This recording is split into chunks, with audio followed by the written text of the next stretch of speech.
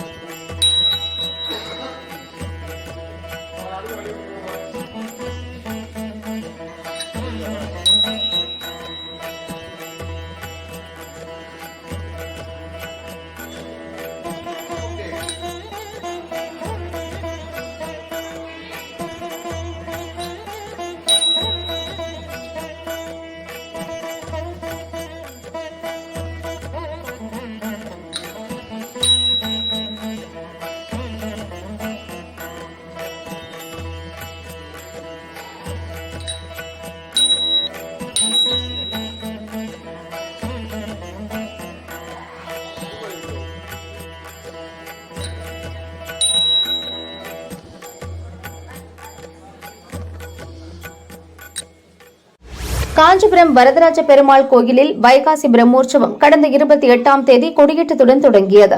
30ஆம் தேதி கருட சேவை உற்சவமும், 3ஆம் தேதி திருத்தேர் உற்சவமும், 5ஆம் தேதி தீர்த்தவாரி உற்சவமும் நடைபெற்றது.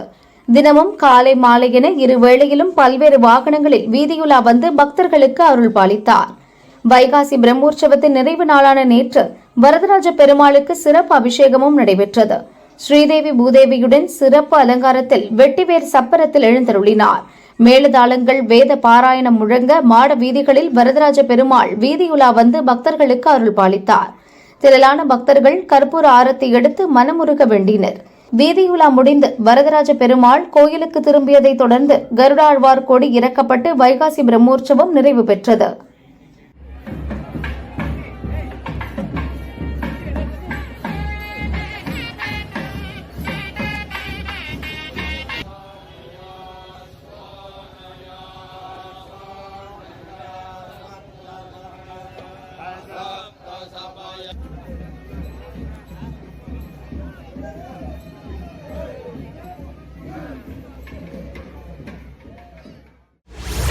தஞ்சாவூர் அறநிலையத்துறை மற்றும் அரண்மனை தேவஸ்தானத்திற்கு உட்பட்ட பெருமாள் கோயில்களில் 18 நவநீத சேவை வழிபாடு சிறப்பாக நடைபெற்றது. நேற்று 27 பெருமாள்கள் கருட சேவை புறப்பாடு நடைபெற்றது.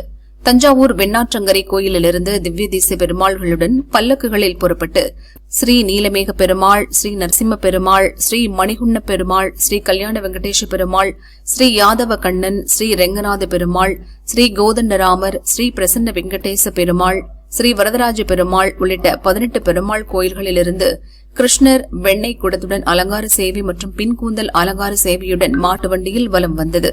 தஞ்சை கீழ வீதி, தெற்கு வீதி, மேல வீதி, வடக்கு வீதி ஆகிய தேரோடும் ராஜ வீதிகளில் உலா வந்து அருள்பாலித்தனர்.